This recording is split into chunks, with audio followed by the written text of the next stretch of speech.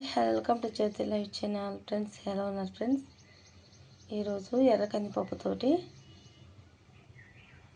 పప్పు చేయాలనుకుంటున్నా. ఎలా తయారు చేయాలనేది ఈ వీడియోలో చూద్దాం. ఈ కప్పు నిండా కొంచెం పెద్దగా ఉంది కప్పు. ఈ కప్పు నిండా పప్పు తీసుకున్నా, 2 ఆనియన్ తీసుకున్నా, 3 టమాటాలు, ఒక 12 పచ్చిమిర్చి, 12 పచ్చిమిర్చి తీసుకున్నా. వీటిని ముక్కలుగా కట్ చేసుకుందాం. పప్పును కూడా శుభ్రంగా కడిగేసుకుందాం. ఫ్రెండ్స్ శుభ్రంగా 3 సార్లు 2-3 సార్లు శుభ్రంగా నీట్గా కడిగా అనమాట. ఇప్పుడు వీటిని టమాటాలు కూడా ముక్కలుగా కట్ చేసుకున్నాను. ఈ పచ్చిమిర్చిని కూడా 2 ముక్కలుగా విరగదీశాను.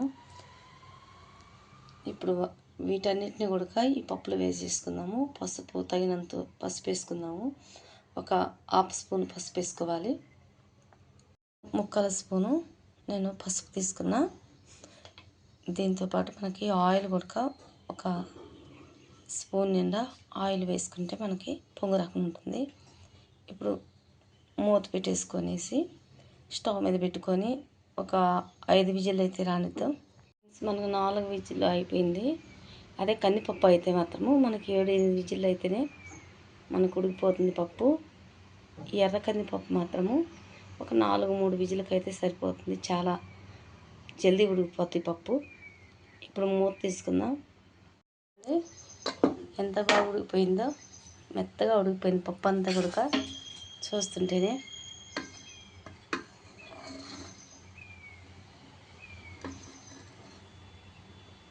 పప్పు కూడా చాలా బాగుంటుంది. ఎర్ర కందిపప్పు టేస్ట్ కూడా అప్పుడప్పుడు కూడా ఈ పప్పుతో మనం చేసుకొని తినాలి. ఆరోగ్యానికి కూడా చాలా మంచిది.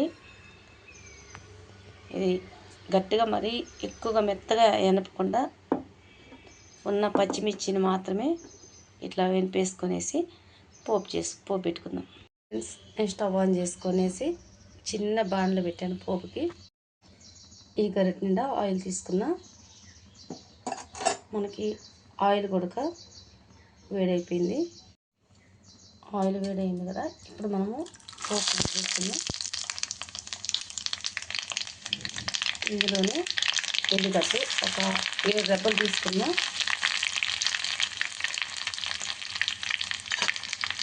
ఇందులో వెల్లుల్లి తీసుకున్నా.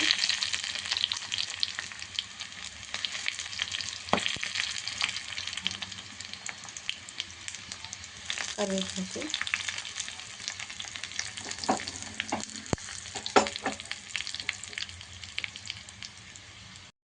ఇందులో జీడి ఇంగవ వేసుకుంటున్నా. మనకి ఒక జీడి ఇంగ వేసుకుంటే టేస్ట్ కూడా బాగుంటుంది. మనం స్టవ్ బంద్ చేసుకొనేసి ఈ పోపు తీసుకొని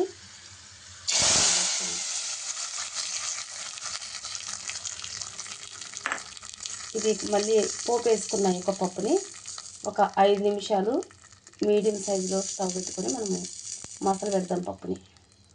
చూడండి మనకి చక్కగా మసిలిపోయింది పప్పు అంతా.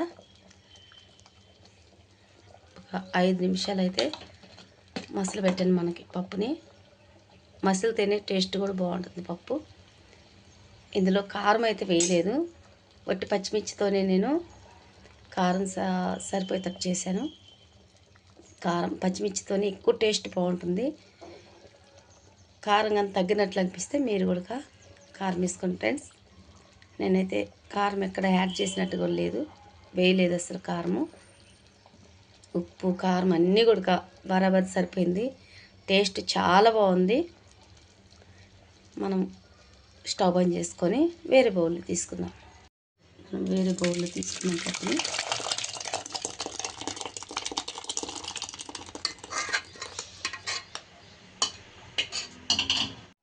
ఫ్రెండ్స్ ఎలా ఉంది పప్పు? చూడటానికి కూడా చాలా ఇంపుగా ఉంది. మన కళ్ళకు చూసేది కూడా చాలా అందంగా పడితేనే మనకు తినాలనిపిస్తుంది. చూసేదానికి అందంగా ఉంది, తినడానికి కూడా చాలా బాగుంటుంది. టేస్ట్ కూడా చాలా బాగుంది. నేను ట్రై చేశాను. వేడివేడి అన్నంలోకి కాస్త నెయ్యి వేసుకొని తిన్నట్లయితే సూపర్ ఉంటుంది. ఫ్రెండ్స్ మీరు కూడా ఎర్ర కందిపప్పుతోటి ఇలా పప్పు ట్రై చేయండి, చాలా బాగుంటుంది.